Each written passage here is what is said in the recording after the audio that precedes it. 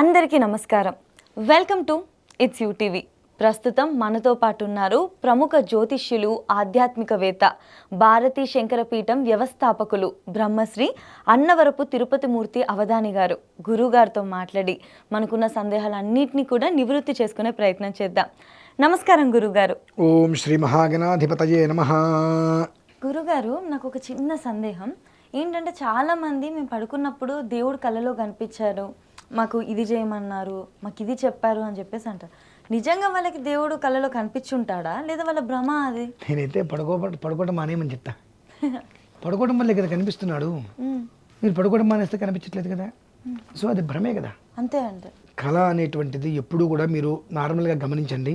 మీరు ఉదయం నుంచి ఏ టాపిక్లు అయితే మీరు మాట్లాడుతూ ఉంటారు, రాత్రి పడుకున్నప్పుడు దానికి సంబంధించినదే స్వప్నం వస్తుంది. ఉదయం నుంచి టీవీ చూస్తున్నారు రకరకాలవి, రాత్రిపూట కూడా తత్సంబంధమైన కళ వస్తూ ఉంటుంది.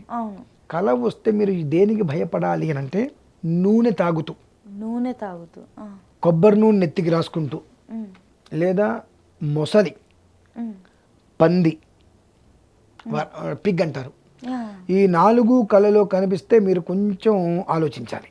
మళ్ళీ చెప్తారా గురుగారు? ఒకటి నూనె తాగుతూ, మొసలి, పంది, నూనె రాసుకుంటూ, యమధర్మరాజు వాహనం దున్నపోతు, అథవా ఈ 5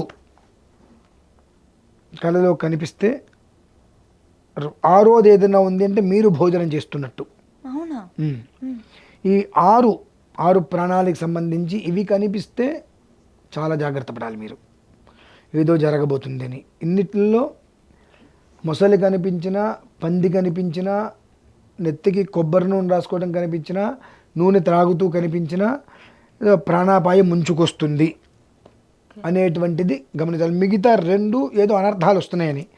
ఇలా స్వప్నంలో ఈ 6 వస్తే మాత్రమే మనం కాస్త ఇదేదో అని చెప్పి మనం కంగారు పడాలి మినహాయిస్తే, మిగిలింది ఏది వచ్చినా మనం కంగారు పడవలసిన అవసరం ఉండదు.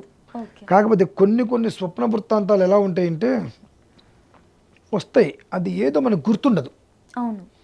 కానీ ఎక్కడన్నా కొన్ని ప్రాంతాలకు వెళ్ళినప్పుడు అయితే పూర్వం మనం ఇక్కడికి ఏదో వచ్చాము వెళ్ళాము అనేటువంటి రీతిలో అది మనకు అనిపిస్తూ ఉంటుంది. ఇంతకుముందు ఇక్కడికి వచ్చాము మనము, ఏదో అనిపిస్తుంది వచ్చినట్టుగా, 6th సెన్స్ లాగా అదేదో ముందే మనకు తెలిసింది ఇదంతా అన్న రీతిలో కొన్ని మనకు ట్రాలీ అవుతూ ఉంటాయి. అవి యోగ మార్గం అంటారు వాటిని. అంటే ఏమిటి అంటే, మనకు ఏదైనా పుణ్యగమనం ఏర్పడబోతుంది అని అంటే, ఒక సుప్రసిద్ధ క్షేత్రం, ఒక అడవి, ఒక చక్కటి దేవత, అది కళ ఏదో వచ్చింది కానీ ఏదో తెలియదు మనకు, ఏదో వచ్చింది అనుకున్నాం. కానీ అటువంటి ఆ సంబంధించిన క్షేత్రానికి కొంతకాలం తర్వాత మనం వెళ్తాం. వెళ్ళినప్పుడు అక్కడ చూసినప్పుడు ఈ స్వప్నం మొత్తం ఆ రోజు మనకు వచ్చినట్టుగా, ఇక్కడ ఏదో తిరిగినట్టుగా అనిపిస్తుంది. ఎప్పుడు వెళ్ళాలి అక్కడికి ఇంతకుముందు, కానీ ఒక వెళ్ళిన ఫీలింగు, అంటే మనకు తెలియకుండా మన ఆత్మ అక్కడికి వెళ్ళొస్తుందమ్మా. కళ అని అంటే కొన్ని విషయాల్లో ఆత్మ వెళ్ళి చూసి రావటం, అది మన కల్లో కనిపించడం కాదు. మన శరీరంలో ఉన్న ఆత్మ అనేటువంటిది ఎప్పుడైతే సంచరిస్తూ ఉంటుంది. పడుకున్నటువంటి వ్యక్తికి శవానికి పెద్ద తేడా ఉండదు. పడుకున్న వ్యక్తికి శవానికి తేడా ఉండదు. భారత యుద్ధంలో అశ్వత్థామ మితిమీరిన ఆవేశంతో యుద్ధానికి రాత్రి అందరూ పడుకుంటారు, వెళ్తుంటే, ఏమయ్యా ఇప్పుడు యుద్ధానికి వెళ్తున్నావు, నువ్వు పడుకున్న మనిషికి శవానికి తేడా లేదు కదా, శవం మీద నువ్వు యుద్ధం చేస్తావా, శవానికి నువ్వు చంపేది ఏమిటయ్యా అని చెప్పి అశ్వత్థామతో అంటారు. అయినప్పటికీ కూడా అశ్వత్థామ వెళ్ళి యుద్ధం చేసి వచ్చేస్తాడు, అందరిని చంపేస్తారు తెల్లారేటప్పటికి. సో అలా పడుకున్న మనిషికి శవానికి పెద్ద తేడా ఉండదు. ఆత్మ అనేటువంటిది త్వక్స్థానాన్ని వదిలి రకరకాలుగా గమనిస్తూ ఉంటుంది. ఇలానే కొన్ని ప్రాంతాలకి అది కూడా ఎట్లా అంటే, ఆత్మ సుమారుగా దానికి ముక్తి పొందడానికి 550 సంవత్సరాలు ఎదురు చూస్తుందమ్మా. 550 సంవత్సరాలు మినిమంగా, అథవా 9 అంటే 50 సంవత్సరాలు వేసుకున్న 450. ఒకవేళ మనిషికి 75 పూర్ణాయుర్దాయం తీసుకుంటే మనకు వెళ్తుంది. అథవా 450 లేదా 550 సంవత్సరాల వరకు ఆత్మ ఎదురు చూస్తూ ఉంటుంది. దేనికోసం? ముక్తి కోసం. మనిషి చనిపోతున్నాడు, ఆత్మ చనిపోవట్లా. మనిషి మాత్రమే చనిపోతున్నాడు, వీళ్ళు తగలబెట్టేస్తున్నారు, పూడ్చిపెడుతున్నారు. ఈ ఆత్మ మాత్రం వేరొక శరీరాన్ని వెతుక్కుంటూ ఉంటుంది. అట్లా ఆ ఆత్మ మనం నిద్రపోతున్నప్పుడు ముక్తి కోసం మార్గాంతరాలు వెతుకుతూ ఉంటుంది. ఆ మార్గాంతరంలో కొన్ని చోట్లకి అది పయనం చేసి వస్తూ ఉంటుంది భగవద్ దర్శనంగా. ఆ వచ్చి మళ్ళీ మన శరీరంలోకి వచ్చేస్తుంది. అది మనకు ఏదో ఉంది, ఏదో చూసాం అంటుంటారు. అటువంటి ఆ స్థానానికి కొంతకాలం తర్వాత మనం వెళ్తాం. వెళ్ళినప్పుడు మనకు ఆ కదలికలు నేను కేదార్నాథ్ వెళ్ళినప్పుడు నాకు అనిపించింది అది. ఆహా. ఓకే. కేదార్నాథ్ గత 20 సంవత్సరాలుగా వెళ్ళాలి అనుకుంటున్నా, వెళ్ళాల. లాస్ట్ ఇయర్ అన్ఎక్స్పెక్టెడ్గా అనుకున్నాం, వెళ్ళిపోయాం. ఎన్ని ప్రమాదాలు వచ్చినాయో అన్ని ప్రమాదాల నుంచి దాటుకొని వెళ్ళాం. ఏమైంది గురుగారు? ఏమో ఈ సంబంధం లేకుండా కొండ చర్యలు మా ముందు పట్టాలు. ఒకటైతే మేము కొండ ఎక్కడానికి ప్రయత్నం చేస్తుంటే కొండ చర్యలు పడితే, లేదంటే ఖచ్చితంగా ఆ ఎగిరిన దానికి మీద పడేవి ఖచ్చితంగా 250 అడుగుల దూరంలో. ఆ పైన దగ్గర పడుతూ ఎగిరి పడుతూ అవి మొక్కలై పడుతుంటే మొత్తం మనుషులు తగిలేవి. 250 అడుగుల దూరంలో ఆగిపోయాం. అట్లా ఇలా ఎన్నో ప్రమాదాలు. ఆ గుర్రం మీద పైకి ఎక్కాం. పైకి ఎక్కిన తర్వాత ఆ రాత్రి పడుకున్నాము గుడారంలో. మర్నాడు ఉదయం నుంచి నేను ఇంతకుముందు ఇక్కడికి వచ్చా, నేను దర్శనం చేసుకున్నా, ఇది నేను చూసా, ఈ రాయి నేను చూసా, ఇది నేను రెండోసారి ఇక్కడికి రావడం, ఒక రకమైనటువంటి భావన. ఓకే. ఎంత ఫీల్ అయ్యానంటే అదేదో నా స్వగ్రామం, నా సొంత ఇల్లులాగా. నాదేదో నేను అక్కడే ఉన్నవాడిని, ఆ ఏరియా నాదే అన్న రీతిలో అక్కడ ఫీల్ అయిపోయా. నేను 3 రోజులు ఏదో ఉన్నా. మాకు అసలు 2 రోజులు కిందకి రావడానికి కూడా మాకు అవకాశం దొరకలేదు. తర్వాత హెలికాప్టర్లో కిందకు వచ్చాము. కానీ ఆ 2-3 రోజులు కూడా అదేదో నాది అనేటువంటి ఒక సొంత ఫీలింగు. ఏ ప్రాంతానికి వెళ్తున్నా అంతకుముందే నేను వెళ్ళాను అక్కడికి, ఆ స్వప్నం నాకు అంతకుముందు వచ్చింది, నేను వెళ్ళానా అనేటువంటి ఫీలింగ్. అట్లా అవి మనకు కలుగుతాయి కొన్ని వెళ్ళినప్పుడు. అంటే మానసికంగా తాత్కాలికంగా ముక్తిని పొందుతుండే ఎప్పటికప్పటికి. తద్వారా మళ్ళీ ఆ శరీరంలోకి వచ్చినప్పుడు ఇటువంటివి మనకు చూసినప్పుడు మన శరీరం కూడా ప్రశాంతత చెందుతుంది. ఓకే, ఒక మానసికంగా ఒక పరివర్తనకి వెళ్ళి ఒక ప్రశాంతతను అది తీసుకోగలుగుతుంది. ప్రతిదీ కూడా మనం ఇదేమిటి అదేమిటి అన్నారు. మీరు అడిగిన ప్రశ్న విధానానికి కానీ ప్రతి ఒక్కదానికి ఒక అనుసంధానం ఉంటుందమ్మా. అనుసంధానం లేనిదే ఉండదు, ఏది ఉండదు. అది ఏది దేనికి ఎక్కడికి అనుసంధానము అంటే మనిషి జీవితం అనేటువంటిది ఆ స్వప్నం మాత్రం మనిషిని ఒక మానసిక ప్రశాంతత ఇస్తూ ఉంటుంది. ఎక్కడ ఏదేమిటో తెలియదు. అది వెళ్ళినప్పుడు ఓకే మనకి ఆ రోజు నాడు ఇచ్చింది ఇది. అట్లానే స్వప్న వృత్తాంతాలు కూడా మన జీవితానికి మంచి చెడులు. కొంతమంది నాకు పాములు బాగా కనిపిస్తున్నాయండి అవును గురుగారు అంటారు. దోషం ఉన్నట్ట గురుగారు అలాగా? పాములు కనిపిస్తే దోషం ఉంది, విష్ణుమూర్తి కనిపిస్తే దోషం లేదంటే పాము దేవత కాదా? ఆంజనేయ స్వామి కనిపిస్తే దోషం లేదా? శివుడు కనిపిస్తే దోషం కాదా? ఏంటమ్మా, దేవతా స్వరూపం. మనం ఏదైతే ఎక్కువగా డిస్కషన్ చేస్తుంటామో మన రాత్రి ఆలాపన అంటారు చూసారా, అవన్నీ అవి మనిషికి చికాకు చేస్తూ ఉంటాయి. నిద్ర పట్టనీయకుండా. నిద్ర పట్టట్లేదు అంటే నీకు ఏదో మెంటల్గా టార్చర్ అనుభవిస్తున్నావు, మెంటల్గా టార్చర్ అనుభవిస్తున్నావు. ఇది నీతి శాస్త్రజ్ఞులు ఏం చెప్పారంటే రాత్రిపూట మనిషి పడుకున్నప్పుడు నిద్ర రాకుండా సంబంధం లేని స్వప్నాలు వస్తూ దానికి నిద్ర కరువు అవుతుంది, రాత్రిపూట నిద్ర పట్టట్లేదు అంటే, ఒకటి రోగిష్టి వాడికి, రోగం ఎక్కువ ఉన్నవాడు పడుకోలేడు. 2 భోగలాలసుడు అంటే ఎప్పుడూ కూడా నిరంతరం ఏదో ఒక రకమైన సుఖం కోసం ఆలోచించే వాడికి నిద్ర పట్టదు.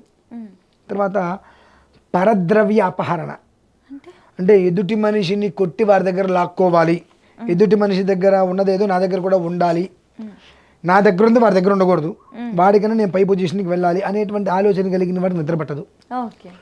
పరస్త్రీ వ్యామోహం. ఈ నలుగురికి రాత్రిపూట నిద్ర పట్టక వీటిల్లో ఏదైనా ఒక కాంక్ష, ఏదో ఒకటి లేదు. ఇప్పుడు మీకన్నా నేను పైకి వెళ్ళాలంటే ఎక్కువ సంపాదించాలి, అటువంటి ధ్యాసలు ఇటువంటివన్నీ ఉన్నప్పుడు వాటి నిద్ర పట్టకుండా మైండ్ రకరకాలుగా మనిషిని డిస్టర్బ్ చేస్తూ పడుకున్నప్పుడు నేను పైకి వెళ్ళలేకపోతున్నా, నాకు ఏదైనా దోషం ఉందా, నాకు ఏదైనా రకరకాలుగా ఎందుకంటే ఈ దోషం అనేటువంటిది నాకు పాము ఇటువంటివి అనుకుంటాం, అటువంటివి మన కల్లోకి వస్తూ ఉంటాయి. అది నిజమే ఎవరికైనా చెప్పామనుకోండి, ఓన్లీ మీకు నాకు దోషం ఉంది కాబట్టి కల్లోకి వచ్చింది, మీరు నాకు పూజ చేయించుకోండి. ఏంటమ్మా ఇదంతా? మనము నాకు భగవంతుడు ఇచ్చాడు, ఇచ్చిన దాంట్లో నేను తృప్తి పడాలి అనుకోకుండా ఎదుటి వాడిని చూసి వాడికన్నా నేను పైకి వెళ్ళాలి అనే ఆలోచన పెట్టుకొని నువ్వు కష్టపడాలని రకరకాల ప్రయత్నాలు చేస్తున్నావు. దానివల్ల నువ్వు 12 వరకు పడుకోకుండా అలవాటు చేసుకుంటే నిద్ర పట్టక నానా చికాకు అవుతున్నావు. 2 నీకేదో ఒక రకమైన ఇబ్బంది ఉంది లోపల, ఇస్నోఫీలియాను ఇంకోటను ఏదో ఇబ్బంది ఉంది, తద్వారా నీకు నిద్ర పట్టట్లా, తద్వారా ఏదో కలలు వస్తున్నాయి. లేదు భోగి, ఏంటి వీడికి ఏంటంటే కడుపు నిండా తాగేస్తాడు, ఇంకోటి ఏదో కావాలి నాకు వాళ్ళు ఈ రాత్రి 12 1 గంట హ్యాపీ కాదు, బండి వేసుకుని రోడ్డుకి వెళ్ళాలి, తిరగాలి, ఇటు తిరగాలి, ఏ రకరకాల ఆలోచనలు ఉంటాయి, కారు వేసుకోవాలి, మంచి వేగం మీద వెళ్ళాలి. వాడికి ఆ ఆలోచనలు ఎక్కువ ఉండి ఇంట్లో గట్టిగా ఆగిపోయి అంటే నేను పడుకోకపోతే ఏం జరుగుతుంది, ఎందుకు వచ్చింది దాని నొప్పి అని చెప్పి బలవంతంగా పడుకుంటాడు. ఓకే. ఇంకొక అమ్మాయిని కోరుకుంటాడు, ఆ అమ్మాయి కోసం అని చెప్పి నానా రకాల తాపత్రయాలు, నిద్ర పట్టదు. వీళ్ళకి ఈ నిద్ర పట్టలేకపోవటం కారణం చేత మెంటల్గా అప్సెట్ అవ్వటం వల్ల రకరకాల ఆలోచనలు స్వప్న రూపంలో వస్తాయి. అంతే తప్ప దీనికి దోషానికి నీకు తెల్లవారుజామున 3వ జాములో వచ్చేటువంటి స్వప్నం ఏదైనా ఉన్నది అంటే అది నీకు అర్థవంతమైందో అనర్థవంతమైందో అనేటువంటి విషయం అయితే నీకు గుర్తుంటాయి. దాని గురించి నువ్వు ఆలోచించుకో, మిగిలిన దాని గురించి అసలు దీని గురించి చెబితే అమ్మో నాకు పాము వచ్చిందా, గబ్బెలం వచ్చిందా, గొడ్లగూబ వచ్చిందా, ఈ శాంతి చేయండి, ఈ పూజ చేయండి, ఏం అక్కర్లేదు. ఇది మనది కాదు అనుకోగలిగితే చాలు. మనుషులమే కదమ్మా, ఇది మనది అని ఎలా అనుకుంటున్నావు, మనది కాదు అని కూడా అలానే అనుకోగలిగితే దీన్ని నువ్వు బండి మీద వెళ్తున్నావు, ఏ స్థాయి వరకు వెళ్తే నీ కంట్రోల్ చేసుకోగలుగుతావు, ఒక మినిమం స్పీడ్ అంత ఉంటుంది. ఆ స్థాయి దాటి వెళ్తే నువ్వు కంట్రోల్ చేసుకోలేవు. బట్ నువ్వు కంట్రోల్ చేసుకోలేని స్పీడ్ నీకొద్దు, బట్ నిన్ను కంట్రోల్ చేసేటువంటి స్పీడ్ కూడా నీకొద్దు. అర్థమైంది. అంటే నిన్ను కంట్రోల్ చేసేది నీ మనస్సు, నువ్వు కంట్రోల్ చేయగలిగేది నీ మనస్సు. సో నువ్వు కంట్రోల్ చేసుకో, నిన్ను కంట్రోల్ చేస్తుంది అంటే అది ఎప్పటికైనా ప్రమాదమే. అంతే. అవును గురుగారు. బట్ కాబట్టి నువ్వు కంట్రోల్ చేయగలుగుతావు. ఇప్పుడు నేనున్న 170 వరకు కారు తోలుతా, నా కంట్రోలింగ్. కంచి కాశీ వెళ్ళానమ్మా, కాశీ నుంచి వెళ్తాం కాదు, కాశీ నుంచి హైదరాబాద్ వస్తే నేను 12:30 గంటల్లో వచ్చా. ఎన్ని 1250 కిలోమీటర్లు. మరి ఏ స్పీడ్లో వచ్చి ఉండాలి నేను? మధ్యలో గంట సేపు తింటాను కూడా ఆగాం. ఆ టైం తీసేస్తే 11 గంటల్లో వచ్చేసాం ఇక్కడికి. అంటే గంటకి 100 పైన స్పీడ్ తోలే. అంటే నేను కంట్రోల్ చేసుకోగలిగిన స్పీడు. అర్థమైంది. ఒక్కొక్కరికి ఒక్కొక్కటి ఉంటుంది, అంటే అది అర్థం చేసుకోవాలి. కంట్రోల్ చేసుకోగలిగిన స్పీడ్ అంటే ఇష్టం వచ్చి యాక్సిలేటర్ తొక్కేస్తే కాదు, సేఫ్గా అంటే మన మైండ్ ఎట్ ఏ టైం ఇటు అద్దంలో చూసుకోవాలి, ఇక్కడ అద్దంలో చూసుకోవాలి, అక్కడ అద్దంలో చూసుకోవాలి, కింద క్లచ్ ఉంటుంది దీనికి ఆటోమేటిక్, బ్రేకుని చూసుకోవాలి, యాక్సిలేటర్ని చూసుకోవాలి, ఎదురుకుండా వచ్చేది చూసుకోవాలి. మనం ఏ స్పీడ్లో వెళ్తే ఎదురుకుండా వచ్చేటువంటి వాడు మనల్ని కొట్టకుండా మనం వాడిని కొట్టకుండా కంట్రోల్ చేసుకోగలగాలి. అది మొత్తం మన కంట్రోల్లో ఉంటే నీ ఇష్టం, అది కంట్రోల్లో లేకపోతే మనం ఏం చేయలేము. సో స్వప్నం అనేటువంటిది కేవలము కూడా నిన్ను నువ్వు కంట్రోల్ చేసుకోలేకపోవటం వలన మనిషిని అనారోగ్యవంతుని చేసేటువంటిదే. తెల్లవారుజామున 3:30 తర్వాత 4 గంటల సమయంలో వచ్చేటువంటిది మాత్రం నీ జీవితానికి అది ముక్త కాదా అనేటువంటి విషయం తెలియజేస్తుంది.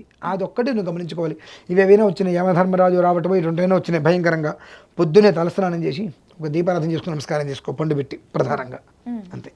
ఖచ్చితంగా గురుగారు మీరు చెప్పిన విధంగా మన చుట్టూ ఉన్న థింగ్స్ని అర్థం చేసుకుంటే అసలు ఎక్కువగా భయపడవలసిన విషయాలు అసలు భయపడక్కర్లా. అంతే గురుగారు. ధన్యవాదాలు.